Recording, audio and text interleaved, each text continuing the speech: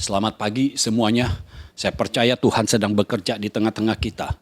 Ketika kita mendengar firman tentang tongkat estafet pahlawan iman yang ada di tangan Musa, kita melihat bagaimana Tuhan memakai Musa dan Musa memberi diri untuk dipakai oleh Tuhan. Dan ketika Musa sedang melakukan segala sesuatu untuk Tuhan, Musa bernubuat bahwa satu saat nanti akan ada orang yang seperti dia. Mari kita buka Ulangan 18. Kita baca lagi Ulangan pasal 18 ayat 15. Seorang nabi dari tengah-tengahmu, dari antara saudara-saudaramu, sama seperti aku, akan dibangkitkan bagimu oleh Tuhan Allahmu. Dialah yang harus kamu dengarkan. Perhatikan, ini perkataan Musa. Jadi seorang nabi akan dibangkitkan dari antara saudara-saudaramu, artinya dari orang Israel. Ya, lalu sama seperti Musa, berarti ada ciri-ciri yang sama seperti Musa. Ya, yang akan dibangkitkan oleh Tuhan, dan ini dilakukan oleh pihak Tuhan, bukan dia muncul sendiri, tetapi ada campur tangan Tuhan. Lalu dikatakan dialah yang harus kamu dengarkan. Ya, lalu selanjutnya langsung saja ayat yang ke-17. Lalu berkatalah Tuhan kepadaku, apa yang dikatakan mereka itu baik. Seorang nabi akan kubangkitkan. Jadi Tuhan merespon. Seorang nabi akan kubangkitkan bagi mereka dari antara saudara mereka seperti engkau ini. Aku akan menaruh firmanku dalam mulutnya dan ia akan mengatakan kepada mereka segala yang kuperintahkan kepadanya. Jadi ciri orang yang melanjutkan tongkat estafet dari Musa adalah firman Tuhan ada di dalam mulutnya. Ya, kuasa firman ada di dalam hidupnya. Yang Musa katakan, dengarkanlah dia. Lalu Tuhan merespon, Tuhan akan menaruh firman itu di dalam mulutnya. Jadi ketika kita mendengarkan dia yang dimaksud oleh Musa, yang didengarkannya ini adalah firman yang Allah Bapa sendiri memberikannya di dalam mulutnya. Ya. Tapi kalau kita melihat di dalam kitab Ibrani, ya Ibrani pasal ke-11 ya, tentang pahlawan iman. Kalau kita melihat setelah Musa ya sampai ayat 29 itu tentang Musa. Jadi ayat 29-nya karena iman, maka mereka telah melintasi Laut Merah sama seperti melintasi tanah kering. Sedangkan orang-orang Mesir tenggelam ketika mereka mencobanya juga. Nah, ini dalam kehidupan Musa. Ya, Musa dan orang Israel yang keluar dari Mesir menuju tanah perjanjian. Ayat 30 dikatakan, karena iman, maka runtuhlah tembok-tembok Yeriko. Setelah kota itu dikelilingi 7 hari lamanya. Tidak disebutkan namanya. Ya, tapi kita tahu kan siapa yang mengelilingi. Lalu ayat 31, karena iman maka Rahab perempuan sundal itu tidak turut binasa bersama-sama dengan orang-orang durhaka karena ia telah menyambut pengintai-pengintai itu dengan baik. Rahab aja disebut. Kenapa? Karena dengan imannya dia tahu ketika pengintai ya diutus oleh Yosua masuk ke tanah perjanjian, masuk ke tanah Kanaan. Rahab itu yang berkata bahwa Tuhan sudah membuat hati bangsa ini gemetar, ketakutan.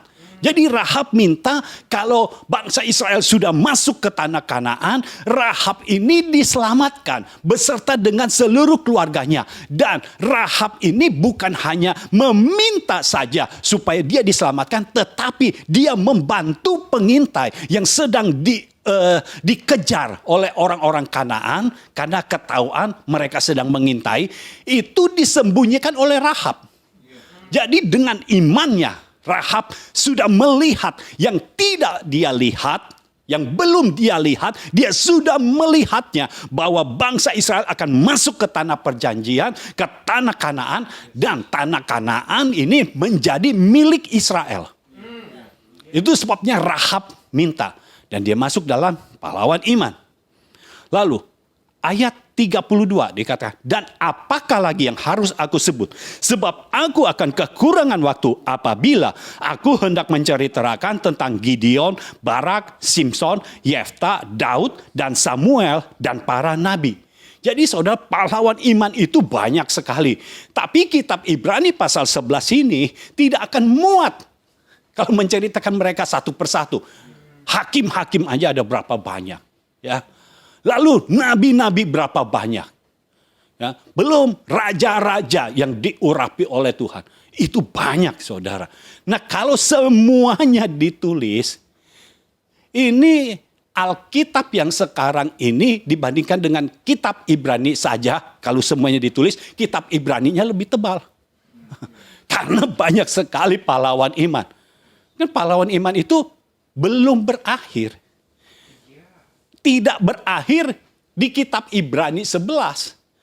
Dan tidak berakhir juga dalam kehidupan para nabi. Enggak. Masih ada. Itu sebabnya penulis kitab Ibrani ini mengatakan kita akan kekurangan waktu. Artinya gini, kalau semua ditulis, ini sampai yang nulisnya sudah meninggal, nggak selesai nih kitab. Jadi ditutup dengan Musa. Lalu yang melanjutkan bukan berarti yang lainnya bukan pahlawan iman, tetapi yang melanjutkan tongkat estafet itu adalah yang menggantikan Musa, yang sama seperti Musa. Nah, kita tahu yang melanjutkan Musa adalah Yosua. Tetapi di kitab Ibrani 11, Yosua nggak disebut. Artinya ada nama lain. Yosua bawa masuk bangsa Israel ke tanah perjanjian. Di mana Musa yang seharusnya membawa bangsa Israel masuk ke tanah perjanjian itu harus mati di depan tanah perjanjian. Jadi dia bisa melihat tanah perjanjian tetapi dia tidak bisa masuk ke dalamnya. Kenapa Musa mati? Karena ada tindakan ketidakakuratan. Untuk masuk ke tanah perjanjian perlu keakuratan. Yosua disebut abdi Musa. Jadi maksudnya apa? Yosua sudah mengabdikan dirinya. Bukan kepada Tuhan loh, kepada Musa. Kenapa Yosua bisa mengabdikan dirinya, hidupnya kepada Musa? Karena Musa adalah utusan Tuhan. Sehingga dia mengabdikan hidupnya kepada Musa. Sementara orang Israel ya menyembah berhala, ya, patung tuangan yang dibuat dari emas. Yosua itu tidak terlibat di dalamnya. Karena saat itu Musa sedang berada di gunung dan Yosua itu menantikan bukan di gunung tapi di tengah-tengah gunung. Dia ada di situ. Sehingga ketika terdengar suara yang hiruk pikuk, terdengar nyanyian-nyanyian, Yosua itu bisa berkata kepada Musa, itu ada suara girang. Ya, itu ada apa? Apakah ada tentara lain, ada bangsa lain menyerbu? Nah, Musa kasih tahu. Enggak, Musa tahu walaupun dia ada di atas gunung. Justru ketika kita ada di atas gunung, kita jadi tahu semua apa yang terjadi di bawah gunung. Musa tahu, oh itu bukan suara macam-macam, itu suara mereka nyanyian bersahut-sahutan. Mereka sudah berbuat dosa. Nah, Yosua sebagai abdi Musa tidak ikut dalam kegerakan mayoritas. Tapi Yosua memposisikan dirinya sebagai orang yang tetap berada dekat Musa. Dan itu sebabnya Yosua bisa melanjutkan.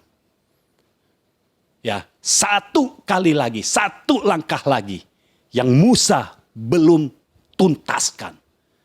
Hanya tinggal masuk ke tanah perjanjian. Yosua yang masuk ke dalamnya.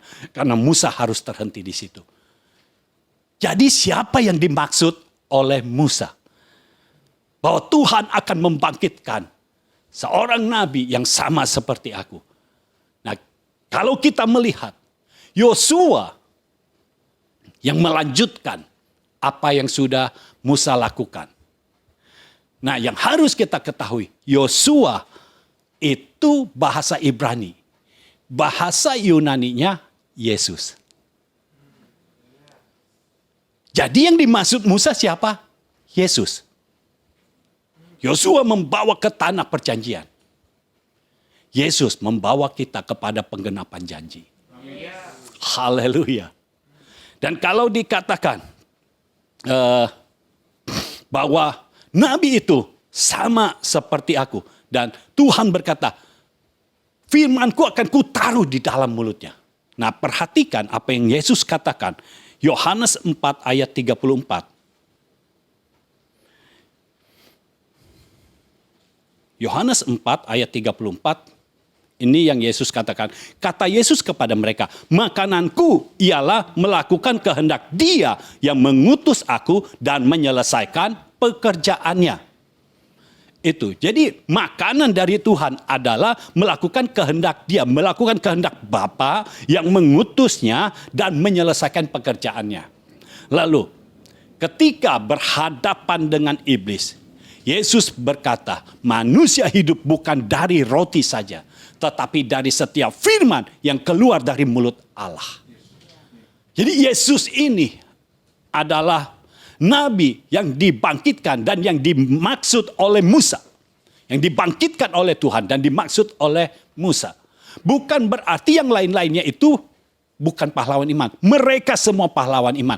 Tetapi orang yang melanjutkan ini, tongkat estafet yang dilanjutkan setelah Musa ini adalah orang yang hidup kembali kepada tujuan Tuhan, kepada tujuan Allah awal-awal, yaitu yang berbuah dan bermultiplikasi. Nah, kalau kita melihat kehidupan Yosua, Yosua berbuah tetapi tidak bermultiplikasi. Yesus bermultiplikasi. Ada 12 orang muridnya yang Yesus multiplikasikan hidupnya kepada 12 orang muridnya. Jadi kembali ke tujuan semula. Pahlawan iman dibangkitkan untuk kembali kepada tujuan semula, yaitu berbuah dan bermultiplikasi. Nah, sekarang kita lihat samanya di mana dengan Musa. Yang pertama, saat lahir, ya, pemerintah dunia terganggu. Musa lahir di zaman Fir'aun. Nah, itu pemerintah pada saat itu sedang terganggu. Fir'aun sedang terganggu dengan banyaknya bangsa Israel. Ya, semakin banyak, ya, semakin lama bertambah banyak. Ya, secara populasi penduduknya, bangsa Israel ini makin banyak, makin memenuhi tanah Goshen. Itu sebabnya Fir'aun terganggu. Fir'aun yang menjadi raja ini terganggu pada masa itu. Sehingga bangsa Israel pada waktu itu dijadikan budak.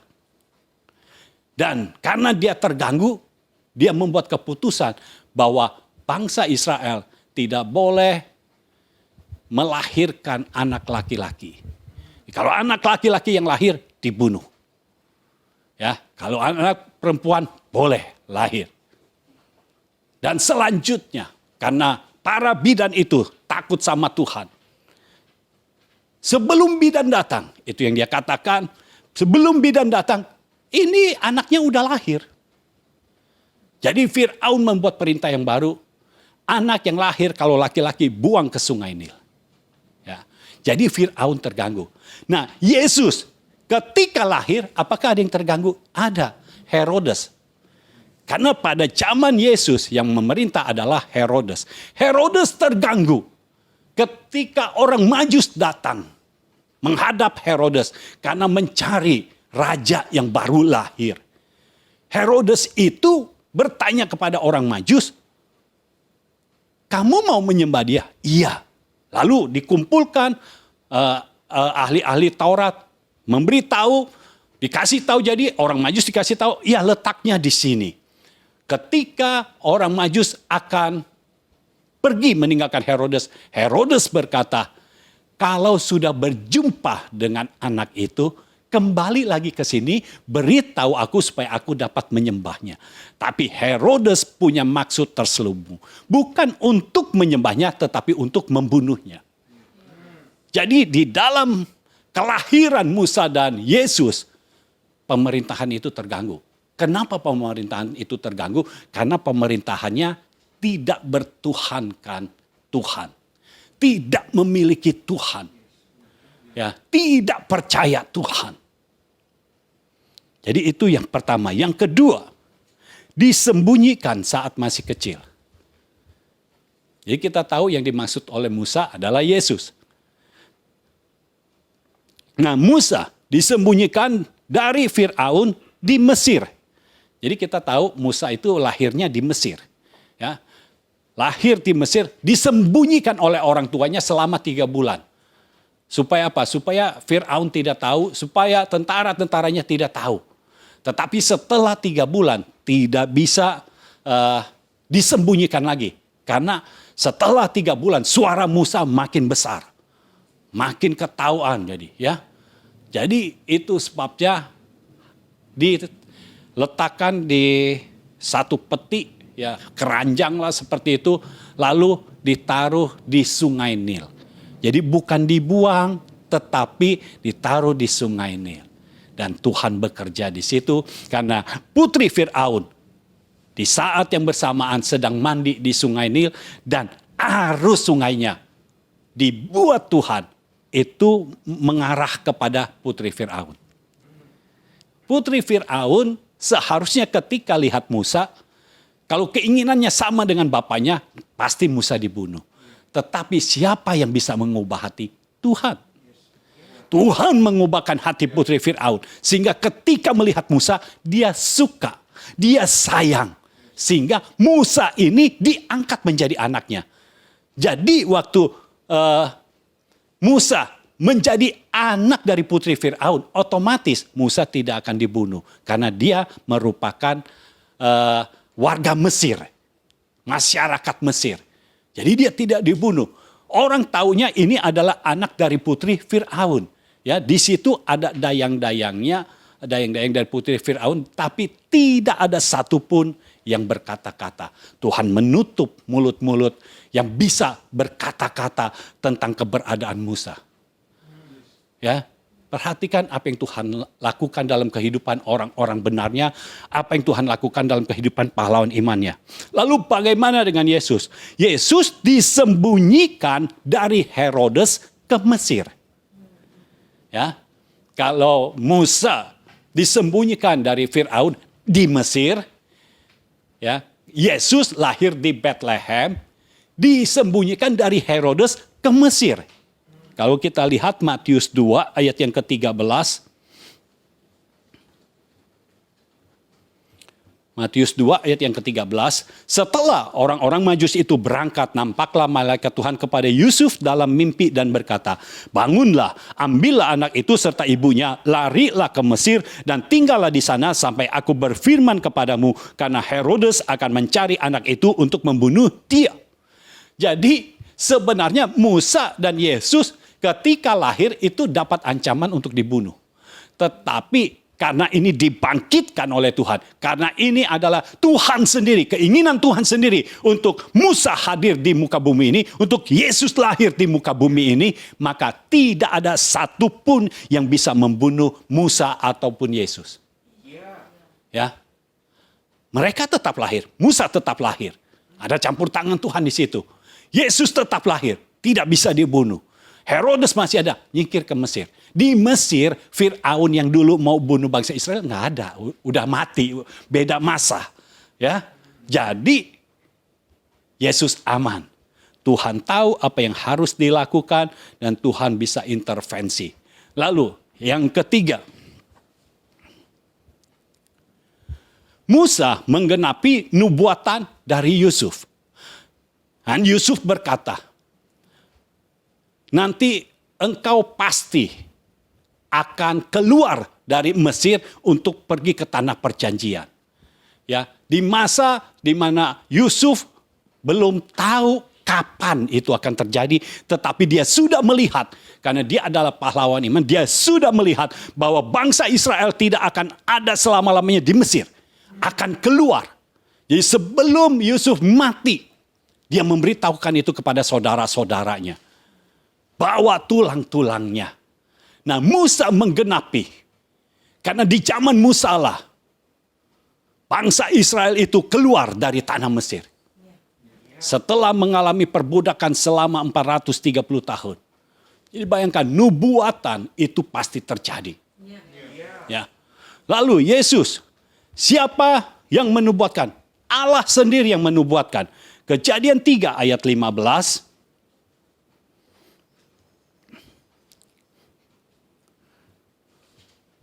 Kejadian 3 ayat 15, aku akan mengadakan permusuhan antara engkau dan perempuan ini, antara keturunanmu dan keturunannya. Keturunannya akan meremukkan kepalamu dan engkau akan meremukkan tumitnya. Jadi Tuhan berfirman ketika Adam jatuh ke dalam dosa, untuk Adam ada firman, untuk Hawa ada firman, tapi untuk ular juga ada firman.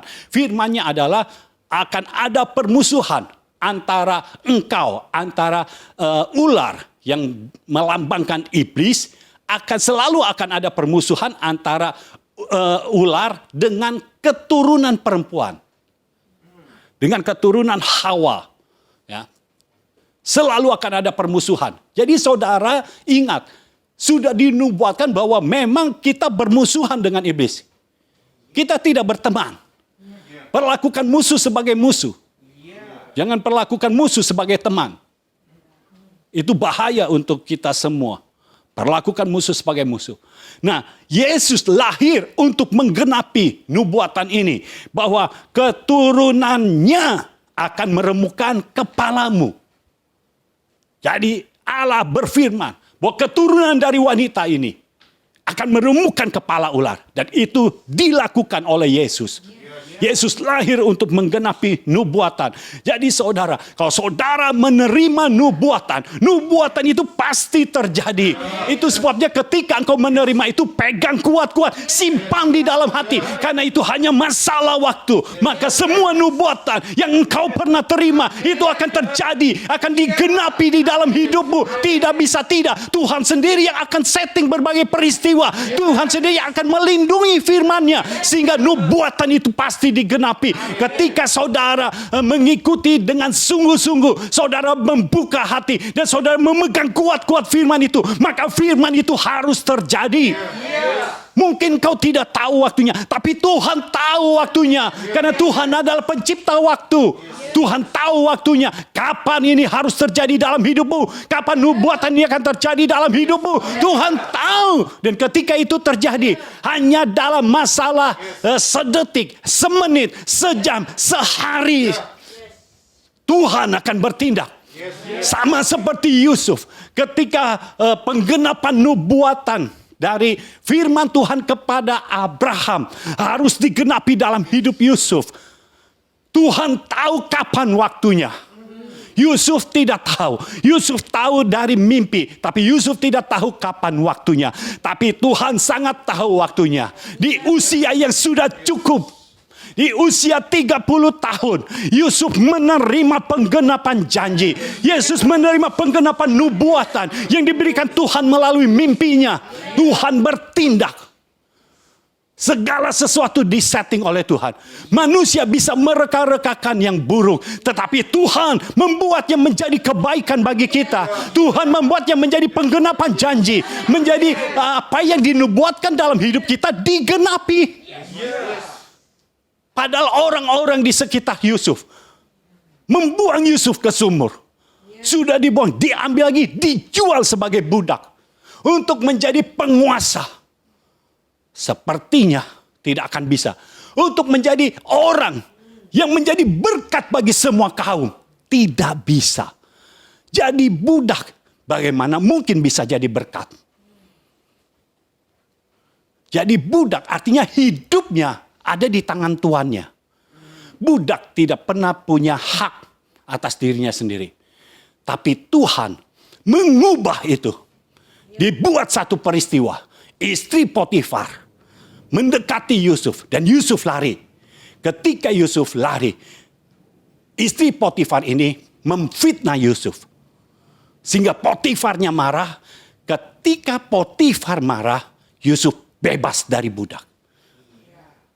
Saudara mungkin berpikir, bebas dari budak bagaimana? Dia jadi narapidana. Saudara tahu, narapidana beda dengan budak. Hak hidup Yusuf bukan di tangan Potifar lagi. Waktu jadi budak, hak hidupnya ada di tangan Potifar.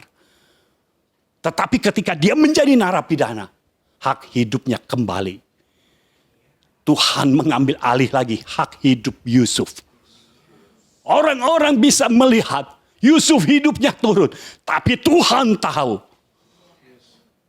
apa yang Tuhan lakukan dalam hidup Yusuf. Tuhan membiarkan semua ini terjadi. Karena Tuhan tahu. Tuhan mau mendekatkan Yusuf kepada destininya. Yusuf ada di istana.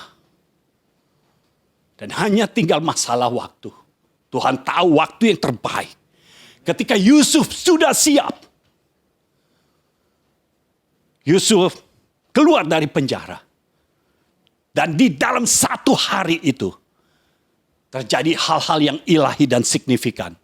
Yang belum pernah terjadi di negara manapun juga. Tetapi ini terjadi dalam hidup Yusuf. Bagaimana mungkin di dalam satu kerajaan yang menjadi penguasanya bukan keturunan dari raja. Dan yang lebih ajaibnya lagi, ini orang yang bukan dari warga negaranya. Dan yang lebih lagi dari ajaib adalah Yusuf orang Ibrani yang di mata orang Mesir ini adalah orang yang kelas rendahan. Tapi di tangan Tuhan. Oh haleluya, di tangan Tuhan. Apa yang sepertinya rendah di mata dunia, Tuhan bisa angkat tinggi. Bagaimana mungkin seorang budak yang tidak memiliki hak sama sekali atas hidupnya, sekarang menentukan hak hidup orang lain? Hanya Tuhan yang bisa melakukan itu semua. Kalau saudara memegang firman kuat-kuat, saudara memegang firman erat-erat, maka hanya tinggal masalah waktu. Tuhan akan menggenapi firman itu di dalam hidupmu. Dan kau akan melihat settingan Tuhan yang luar biasa. Tuhan setting berbagai peristiwa supaya firman yang kau terima itu menjadi kenyataan dalam hidupmu. Haleluya. Penggenapan nubuatan pasti terjadi. Dan saya bisa merasakan tahun-tahun ini penggenapan nubuatan akan terjadi. Akan terjadi. Jangan lepaskan firman. Jangan pernah saudara merasa dari dulu dinubuatkan tapi kok nggak jadi-jadi.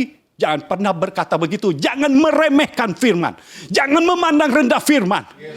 Firman itu punya kuasa. Firman pasti terjadi. Kalau firman tidak ada di dalam kita, maka kita tidak bisa menjadi apa-apa. Karena firman ada di dalam kita, maka kita bisa menjadi seperti apa yang firman yang telah kita terima itu. Firman yang ada pada kita, itulah yang terjadi dalam hidup kita. Kalau saudara tidak memiliki firman, saudara akan dikendalikan oleh fakta kehidupan. Faktanya apa? Saudara akan menjadi seperti itu. Tapi kalau saudara punya firman, firman yang ada di dalammu akan mengubahkan fakta. Fakta akan mengikuti firman yang ada di dalam kau. Jadi ketika kau mendeklarasikan firman, perkataanmu itu mengandung kuasa. Karena firman berkuasa. Ketika kau mendeklarasikan firman, maka perkataanmu menjadi berkuasa. Engkau akan mengubah fakta yang ada di dalam hidupmu. Sehingga firman akan terjadi dalam hidupmu. Oh, saya bisa merasakan bahwa Tuhan benar-benar sudah mau menggenapi semua firman-Nya. Menggenapi semua nubuatan yang pernah ada. Karena Tuhan adalah Allah yang berdaulat. Dia tidak bisa dikendalikan oleh apapun dan siapapun juga. Tapi dia dikendalikan oleh dirinya sendiri. Dia dikendalikan oleh firman yang telah dilepaskannya sendiri. Kalau Tuhan sudah berfirman, Tuhan yang akan menggenapinya. Itu sebabnya jangan pernah pakai kekuatan sendiri. Kitab Zakaria berkata Bukan karena kuat dan gagahku, tetapi oleh karena roh Tuhan yang ada di dalamku. Biarkan Roh Kudus yang ada di dalam kita yang memimpin hidup kita. Sehingga langkah-langkah hidup kita sesuai dengan apa yang Tuhan inginkan. Kita tidak memakai kekuatan kita sendiri. Kita tidak memakai kebanggaan kita sendiri. Gagahnya kita sendiri. Tapi kita minta Roh Tuhan menuntun hidup kita. Sehingga kita bisa jadi seperti yang Tuhan inginkan. Saya bisa merasakan kehidupan anak bungsu akan terjadi dalam kehidupan kita. Ketika anak bungsu kembali kepada bapaknya, dia tidak berkata, berikan aku. Tapi dia mulai berkata, jadikan aku. Anak itu menyerahkan hidup ke dalam tangan bapaknya. Dan ketika dia menyerahkan hidup ke dalam tangan bapaknya, warisan yang pernah dihabiskan olehnya kembali lagi kepadanya. Dia menjadi seperti yang bapaknya inginkan. Tapi di samping itu, warisan yang pernah dihabisinya kembali lagi kepadanya. Hubungan yang terputus antara anak dan bapak kembali lagi. Dan saya percaya itu yang akan terjadi dalam hidup kita. Tuhan mengembalikan warisan yang pernah hilang dari hidupmu akan kembali kepadamu. Ketika engkau menyerahkan diri kepada bapakmu, maka Tuhan yang akan bertindak. Tuhan sendiri yang akan bertindak. Masa kelaparan akan hilang. Karena anak bungsu ini pernah melewati masa kelaparan. Tapi masa kelaparan akan menjadi masa lalu dalam hidupmu. Tidak ada lagi masa kelaparan. Tidak ada lagi masa kekurangan. Tuhan akan memberkati engkau dengan berkelimpahan. Ketika engkau berkata, jadikan aku. Engkau menjadi ciptaan yang baru. Yang lama sudah berlalu. Yang baru sudah datang. Pikiranmu diperbaharui. Pikiranmu bukan hanya minta berkat saja dari Tuhan. Tapi engkau mulai berkata, Tuhan jadikan aku. Anakmu yang merepresentasikan engkau. Apa yang engkau inginkan dari aku. Jadikan aku, proses aku, bentuk aku. Menjadi seperti yang engkau inginkan. Ketika kita melakukan itu, Tuhan sendiri yang setting berbagai peristiwa. Sampai setiap firman, setiap nubuatan yang pernah engkau terima akan digenapi dalam hidupmu. Haleluya. Haleluya. Haleluya, saya percaya dia sedang ada di tengah-tengah kita. Buka hatimu, izinkan dia terus bekerja. Sementara saya melanjutkan firman Tuhan ini, izinkan dia bekerja di dalam hati dan kehidupanmu. Ini poin yang keempat, menjadi pembebas. Musa membebaskan umat Israel dari perbudakan Mesir. Musa membebaskan umat Israel dari perbudakan Mesir. Yesus membebaskan umat Tuhan dari perbudakan dosa.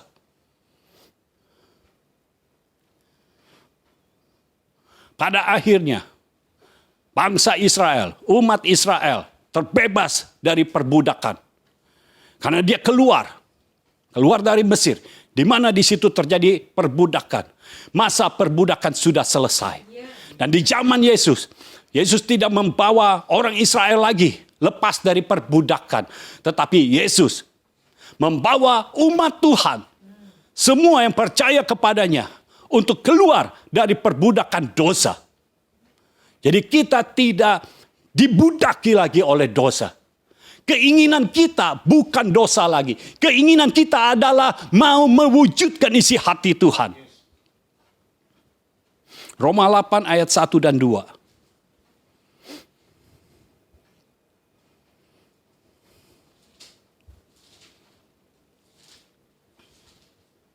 Roma 8 ayat 1 dan 2. Demikianlah sekarang tidak ada penghukuman bagi mereka yang ada di dalam Kristus Yesus. Roh yang memberi hidup telah memerdekakan kamu dalam Kristus dari hukum dosa dan hukum maut.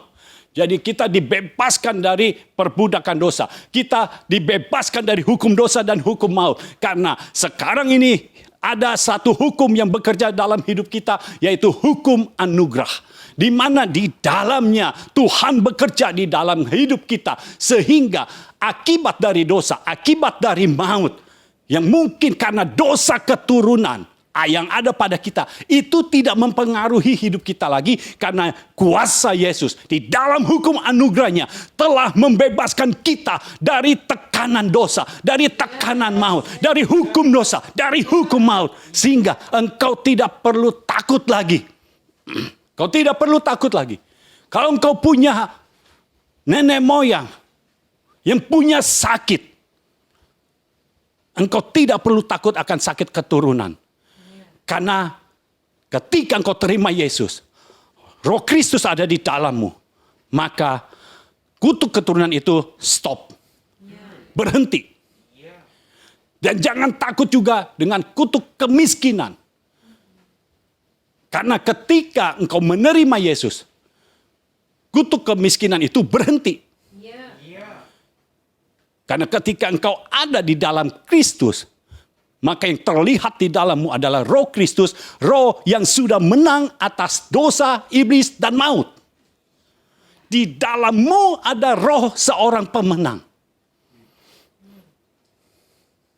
Sehingga engkau tidak menjadi budak dosa lagi, engkau tidak menjadi budak maut lagi. Saya percaya, ini waktunya kemerdekaan itu terjadi dalam hidup kita. Karena Yesus sudah dilahirkan di tengah-tengah kita. Yesus sudah ada menebus dosa-dosa kita.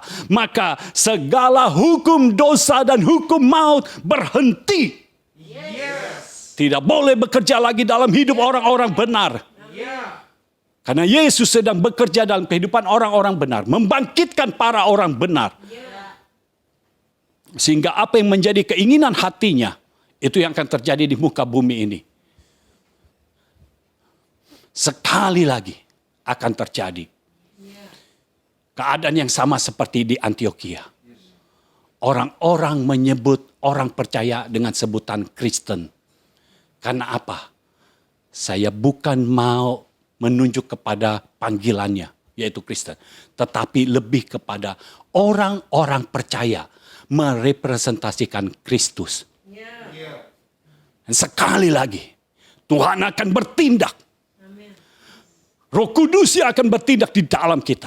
Sehingga apa yang kita lakukan itu sama seperti ketika orang baca Alkitab dan Yesus Kristus melakukan hal itu. Itu akan sama. Ini zaman modernnya. Tuhan bekerja di tengah-tengah kita sehingga kita diberikan kekuatan, diberikan kemampuan untuk merepresentasikan Kristus. Sekali lagi itu akan terjadi dan saya percaya ini akan terjadi dengan lebih masif. Ini akan terjadi dengan lebih luar biasa lagi.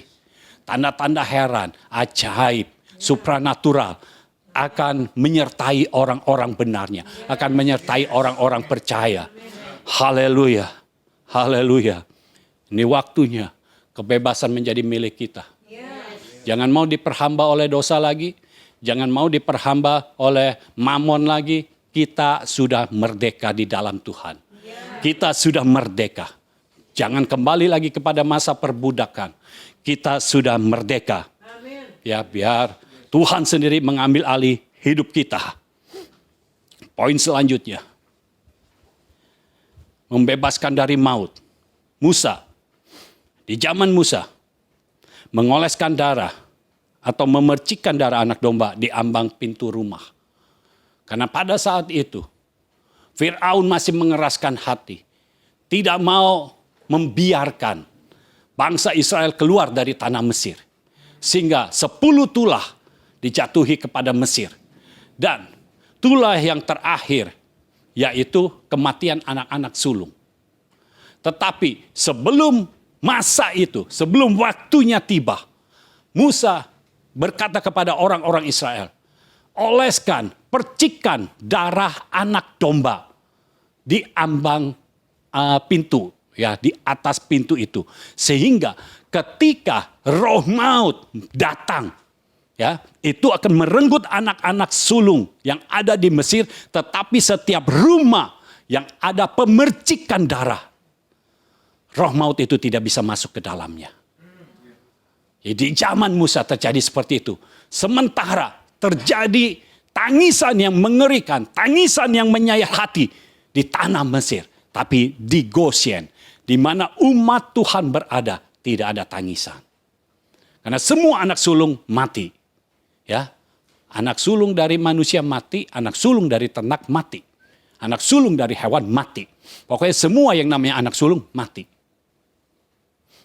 Ya, terjadi kegemparan. Sampai akhirnya Fir'aun berkata, sudah cukup tulahnya. Biar bangsa Israel keluar. Bangsa Israel keluar. Di zaman Yesus, Yesus memercikkan darahnya sendiri sebagai anak domba di ruang Maha Kudus. Sehingga maut tidak berkuasa lagi atas kita. Maut tidak bisa masuk lagi ke rumah kita. Maut tidak bisa masuk lagi ke dalam hidup kita. Karena apa? Darah pemercikan itu sudah dilakukan oleh Yesus. Zaman Ayub, iblis bisa ikut-ikutan menghadap Tuhan. Minta izin untuk membuat Ayub susah. Untuk membuat Ayub menjadi turun. Tetapi setelah Yesus memercikkan darah di ruang Maha Kudus, maka tidak ada tempat bagi iblis untuk menghadap Tuhan. Iblis tidak diizinkan untuk menghadap Tuhan. Artinya apa? Tidak pernah ada izin dari Tuhan untuk iblis melakukan sesuatu yang buruk dalam kehidupan orang-orang benar. Karena Tuhan sudah menang, sudah meremukkan kepalanya. Kejadian 3 ayat 15 sudah terjadi. Kepala iblis diremukkan oleh Yesus.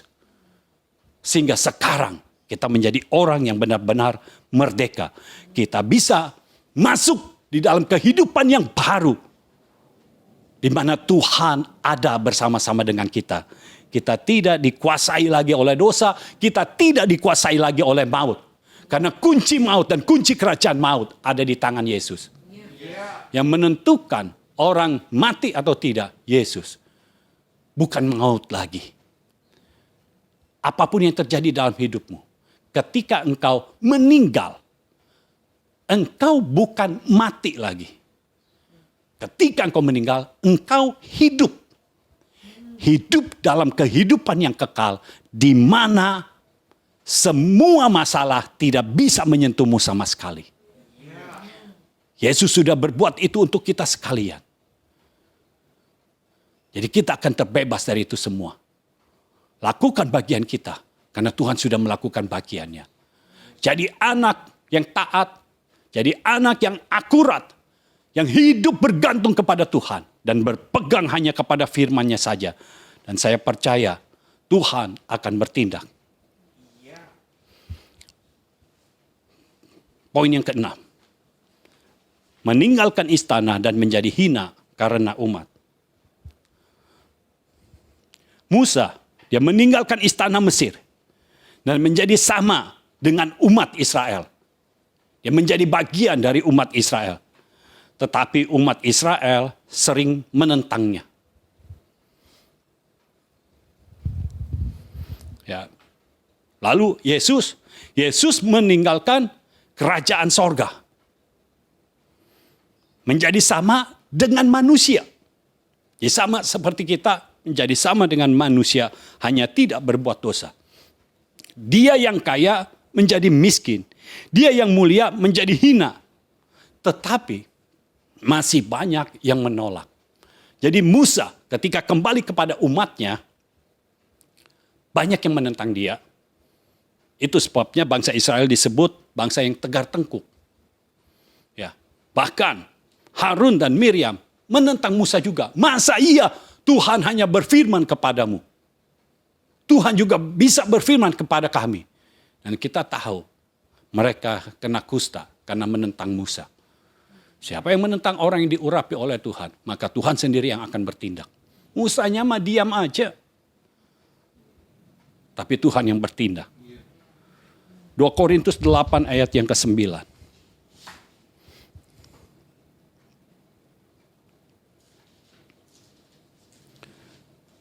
2 Korintus 8 ayat yang ke-9. Karena kamu telah mengenal kasih karunia Tuhan kita Yesus Kristus, bahwa Ia yang oleh karena kamu menjadi miskin sekalipun Ia kaya, supaya kamu menjadi kaya oleh karena kemiskinannya. Kalau saudara mau tahu kayanya apa, saudara baca ayat-ayat sebelumnya, Rasul Paulus sudah menjelaskannya. Jadi kita kaya dalam segala hal. Yesus itu kaya, tetapi dia menjadi miskin karena kita. Supaya apa? Supaya kita menjadi kaya karena kemiskinannya. Artinya gini, kutuk kemiskinan tidak bisa bertindak dalam hidup kita. Karena apa? Karena Tuhan Yesus sudah mengambil alih kutuk kemiskinan itu. Diambil alih oleh Yesus sehingga kita tidak perlu hidup dalam kutuk kemiskinan lagi. Diambil alih oleh Yesus, itu sebabnya Paulus bisa berkata, karena kemiskinannya itu kita jadi bisa kaya. Bisa bayangkan kalau kutuk kemiskinan itu tidak diambil alih oleh Yesus, maka kita akan menjadi miskin dan keturunan-keturunan kita menjadi miskin juga. Tetapi masa itu sudah selesai. Karena Tuhan sudah membebaskan di dalam nama Yesus. Masa kelaparan sudah selesai. Masa kekurangan sudah selesai. Masa kemiskinan sudah selesai. Masa kelemahan sudah selesai. Sekarang waktunya masa kelimpahan. Karena Yohanes 10 ayat 10 berkata, Yesus datang untuk memberikan hidup. Dan hidup di dalam segala kelimpahan. Maka di dalam hidupmu, bagi orang-orang benar, engkau yang menjadi pahlawan iman, maka semua yang Tuhan sediakan itu akan diberikan ke dalammu dengan penuh kelimpahan. Dan ketika Tuhan memberikan ke dalam tanganmu, ke dalam hidupmu, maka pencuri tidak bisa mencuri dari hidupmu, karena Tuhan yang memberikannya. Di situ ada meterai dari anak domba Allah, tidak boleh diambil oleh siapapun dan apapun juga, sehingga kutuk itu hilang semua. Dan sekarang yang ada dalam hidup kita adalah berkat. Jadilah orang percaya yang diberkati Tuhan. Jadilah orang benar yang diberkati Tuhan dengan berkelimpahan di dalam nama Yesus. Saya percaya itulah yang pasti terjadi di dalam hidupmu. Itulah yang pasti terjadi di dalam hidupmu. Terimalah dan biar sukacita, damai sejahtera Allah yang melampaui segala akal hadir di dalam hidupmu, sehingga engkau menjadi representasi Tuhan sendiri di dalam keluargamu, di dalam lingkunganmu, dimanapun engkau berada. Dan pada akhirnya hidupmu berdampak bagi kota dan bangsa. Haleluya. Angkat tanganmu, saya percaya Tuhan sedang bekerja di tengah-tengah kita. Izinkan Dia bekerja di tengah-tengah kita, sehingga apa yang tadinya ada di dalam kita, kutuk-kutuk, semua kutuk yang ada di dalam kita, semuanya sudah berlalu dari hidup kita, karena Tuhan sendiri yang sudah mengambil alih. Dan sekarang yang ada di dalam kita adalah semua berkat yang berasal dari sorga, itu yang diberikan dalam hidup kita. Terimalah di dalam nama Yesus. Dan saya percaya ketika engkau menyerahkan diri kepada Tuhan, maka Tuhan yang bertindak atas hidupmu, dan akan ada hal-hal ilahi yang supranatural dan signifikan terjadi dalam hidupmu. Dan ini tidak bisa dihalangi oleh apapun dan siapapun juga, karena Tuhan sendiri yang bertindak.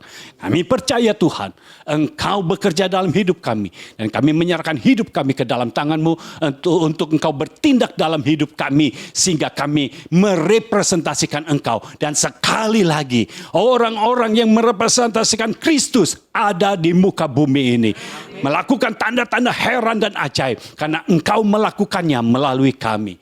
Pertama, Engkau melakukannya di dalam kami, dan selanjutnya kami melakukannya karena Engkau melakukannya melalui kami. Terima kasih Bapa untuk firman-Mu. Kami percaya, kami menerima yang menjadi porsi kami. Kami tidak menerima yang bukan menjadi porsi kami. Kami menetapkan dalam hidup kami saat ini hanya yang berasal dari sorga lah yang menjadi bagian kami. Dunia ini bukan milik kami, tapi sorga adalah milik kami. Terima kasih Bapa. Kami menyerahkan hidup kami sepenuhnya ke dalam tangan-Mu saja. Di dalam nama Tuhan Yesus Kristus kami berdoa dan mengucapkan syukur. Amin. Amin. Amin. Haleluya.